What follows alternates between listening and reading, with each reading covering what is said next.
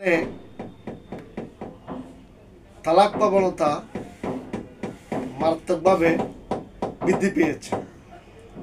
তালাক প্রবণতা বৃদ্ধি পাওয়ার অন্যতম কারণ বিশেষজ্ঞ মহলের মতে অর্থনৈতিক অবস্থার পরিবর্তন, শিল্পায়ন, মানুষের নৈতিক চরিত্রের অবক্ষয়, মাদকাসক্ত এবং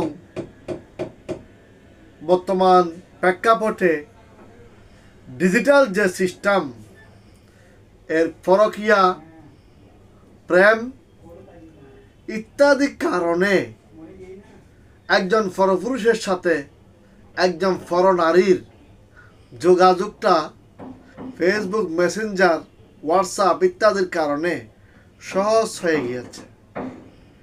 যে কারণে দেখা যাচ্ছে যে তালাকের যে কতগুলো কারণ রয়েছে বা তালাক যে বৃদ্ধি পেয়েছে এর যে কতগুলো কারণ বর্তমান দেখা যাচ্ছে, তার মধ্যে এই কারণটাও একটা অন্যতম।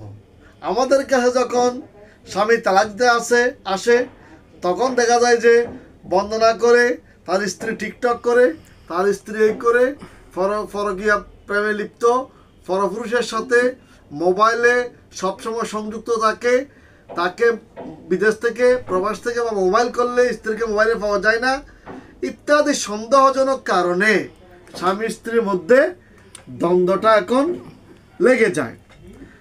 তারপরে আপনার শিল্পায়ন হয়েছে, নারীরা গার্মেন্টসে সহ বিভিন্ন জায়গায় চাকরি করে, নারীরা অনেকটা এখন স্বাধীন চেতা হয়ে গেছে। আগে স্বামীর মার খেয়ে, স্বামীর পরিবারের মার খেয়ে তাদের স্বামীর ঘরে ভাত খাওয়ার সার্বক্ষণিক প্রচেষ্টায় লিপ্ত থাকত, কিন্তু এখন নারীরা স্বাধীন চেতা হয়ে গেছে, নারীরা আর আগের মতো নাই। যে কারণে নারীরাও এখন আগের মতো যে স্বামীর মার খেয়ে একেবারে তাকে তার স্বামীর ঘর করতে হবে, স্বামীর ভাত খেতে হবে এমন অবস্থায় আর এখন নাই। এখন শিল্পায়ন হয়েছে। ধরেন আমাদের বলখালিতে, ফটিয়াতে, চন্দনাইশে সব জায়গায় এখন, শহরে তো আছেই, ইপিজেটে, তারপর আনোয়ারাতে শিল্পায়ন হয়েছে। তাহলে নারীরা এখন এই শিল্প কারখানায়, বিভিন্ন ফ্যাক্টরিতে, পোশাক কারখানায়, শো ফ্যাক্টরিতে, তারপরে অ্যান্ড মোহাম্মদ এই সে বিভিন্ন ইন্ডাস্ট্রিতে নারীরা কাজ করতেছে। তো নারী যখন কাজ করে খাচ্ছে, এখন স্বামীর মার খাবে কেন? নারীর তো এখন সেটা একটা প্রশ্ন দেখা দিয়েছে। নারীরা এখন আর আগের মতো নাই। এখন দেখা যাচ্ছে যে কি, আরও হচ্ছে যে কি, সামাজিক অস্থিরতা, স্বামী মাদকাসক্ত হয়ে যায় অনেক সময়ে, এখন মাদকদ্রব্য সহজলভ্য হয়ে গেছে, যেখানে মাদক সেবন করে স্ত্রীকে মারপিট করে ইত্যাদি কারণেও দেখা যাচ্ছে যে কি একটা পরিবারে অস্থিরতা বিরাজ করতেছে। অর্থনৈতিক সংকট, স্বামী, তার স্ত্রী এবং পরিবারের যে মধ্যে যে অর্থনৈতিক যে সংকট, সেটি পূরণ করাও কঠিন হয়ে যায়। অনেক সময়ে কাঙ্ক্ষিতভাবে যে আগের মতো নারীরা আগে বছরে 2টা শাড়ি বা 3টা শাড়ি দিলেই নারীরা মনে করতো যে এনাফ, এবং এখন তো সেই যুগ নাই। এখন তো ভিন্ন রকম হয়ে গেছে। সপ্তাহে সপ্তাহে তাদের পোশাক পরিবর্তন করতে হয়, বা পরিবেশটা সেরকমই হয়ে গেছে। যাই হোক, কথা হচ্ছে এখন সামাজিক অস্থিরতা, অর্থনৈতিক পরিবর্তন হয়েছে এবং স্বামীরাও দেখা যাচ্ছে যে কি সন্দেহপ্রবণতার কারণে স্বামী স্ত্রীর মধ্যে মনোমালিন্য ঘটছে। মনোমালিন্য ঘটার কারণে তালাক দিচ্ছে। এবং কথা হচ্ছে এখন সামাজিক অস্থিরতা, অর্থনৈতিক পরিবর্তন হয়েছে এবং স্বামীরাও দেখা যাচ্ছে যে কি সন্দেহপ্রবণতার কারণে স্বামী স্ত্রীর মধ্যে মনোমালিন্য ঘটছে। মনোমালিন্য ঘটার কারণে তালাক দিচ্ছে। এবং তালাক প্রবণতাটা ঢাকা সিটি কর্পোরেশনে দেখা যাচ্ছে যে মারাত্মক হারে বৃদ্ধি পেয়েছে। এবং চট্টগ্রাম বাংলাদেশের বাণিজ্যিক রাজধানী চট্টগ্রামেও ওই জিনিসটা বাড়ছে। ঢাকা চট্টগ্রাম এই দুই জায়গায় বেশি। ঢাকার 2 সিটি কর্পোরেশনে দেখা যাচ্ছে যে তালাক দেওয়ার ক্ষেত্রে পুরুষের থেকে নারীর সংখ্যা বেশি। ঢাকা সিটি কর্পোরেশন দুটিতে যে তালাকের যে পরিমাণ, তাতে দেখা যাচ্ছে যে 70% তালাকনামা যে স্ত্রীর পক্ষ থেকে দেওয়া হয়েছে।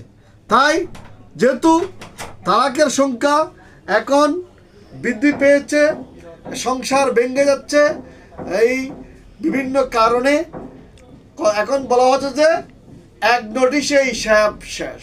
একটা নোটিশ দিলেই সংসারটা ভেঙে যাচ্ছে। কি নোটিশ? সেটি তালাক নোটিশ। এখন কথা হচ্ছে যে আমাদের সমাজ ব্যবস্থা আগের মতো এখন আর নেই। একসময়ে পরিবার ছিল যৌথ পরিবার, এবং যৌথ পরিবারে মা বাবা ভাই বোন স্ত্রী পুত্র সকলকে নিয়ে মানুষ একটা সুন্দর সংসার করত। কিন্তু এখন সে হবে না, একক পরিবার, স্বামী স্ত্রী আর ছেলে মেয়ে, এভাবে নিয়ে মানুষ শহরে জীবন, গ্রামেও সেরকম হয়ে গেছে।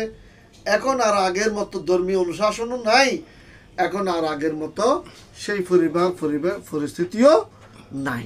তাই এখন খুব সহজেই এই স্বামী স্ত্রীর মধ্যে বনিবনা হলেই এটা সমাধান করে দেওয়ার মতো তেমন লোক পাওয়া যাচ্ছে না, যে কারণে দ্রুত সংসার ভেঙে যাচ্ছে। এবং সংসার ভেঙে যাওয়াটা একটা মারাত্মক। আমরা মানবাধিকারের পক্ষে কাজ করতে গিয়ে দেখেছি এবং বিভিন্ন আইনি সমস্যার সমাধান করতে গিয়ে দেখেছি যে আসলে স্বামী স্ত্রীর মধ্যে তালাক হয়ে গেলে তাদের যে বাচ্চাগুলো আছে, সন্তানই আছে, তারা খুব কষ্টে পড়ে যায়। মা বাবা ঠিকই অন্য জায়গায় বিবাহ করতে পারে বা করে ঠিকই, কিন্তু সন্তানগুলো খুবই একেবারে অসহায় অবস্থায় হয়ে যায়। কিছুদিন আগেও আমরা একটা তালাক এখানে আমাদের এখানে আপোষ হয়েছে, কিন্তু দেখা যাচ্ছে সন্তানকে নিয়ে বড় ধরনের বিপাকে পড়েছে। তাই আমার কথা হচ্ছে, আমরা সামাজিক জীব, প্রত্যেক মানুষের ভুল ত্রুটি আছে। আপনারা যারা সংসার করেন সুন্দরভাবে চলবেন, কারণ সামাজিক জীব হিসাবে আমাদের ভুল ত্রুটি, প্রত্যেক মানুষের এই ভুল ত্রুটি থাকতে পারে। সামাজিক বন্ধনটা অটুট থাকুক, এটাই হচ্ছে যে কামনা। আর তালাকের যে বিধানটা আমাদের দেশে, সেটি হচ্ছে যদি স্বামী স্ত্রীর মধ্যে বনিবনা না হয়, তাহলে আপনি একটা তালাক নোটিশ দিবেন, যে সাতের মুসলিম পারিবারিক আইনে 7-1 ধারা মতে একটা তালাক নোটিশ দিবেন। সেই তালাক নোটিশটি তালাক গ্রহীতার বরাবরে বা তার এলাকার চেয়ারম্যান বরাবরে, বা ও যদি পুরো এলাকা হয় পুরো এলাকার চেয়ারম্যান বরাবর দিতে হবে, এবং একটা অনুলিপি স্ত্রী বরাবর দিতে হবে। তাহলে 90 দিন পার হয়ে গেলে তালাকটা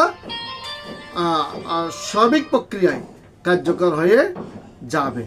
যদি এর মধ্যে 90 দিনের মধ্যে যদি বিষয়টা সমাধান করে ফেলেন, তাহলে বিষয়টা সমাধান হয়ে গেল। আর যদি 90 দিনের মধ্যে বিষয়টা সমাধান না করেন, তাহলে আমাদের দেশে যে প্রচলিত আইন আছে তাতে তালাকটা কার্যকর হয়ে যাবে। এই হচ্ছে তালাকের বিধান। তাই আপনাদের প্রতি অনুরোধ রইল, দেশের প্রচলিত আইন মেনে চলবেন, একে অন্যকে সহ্য করবেন, ধৈর্য ধরবেন। ধন্যবাদ আপনাদেরকে। ধন্যবাদ আপনাকে স্যার।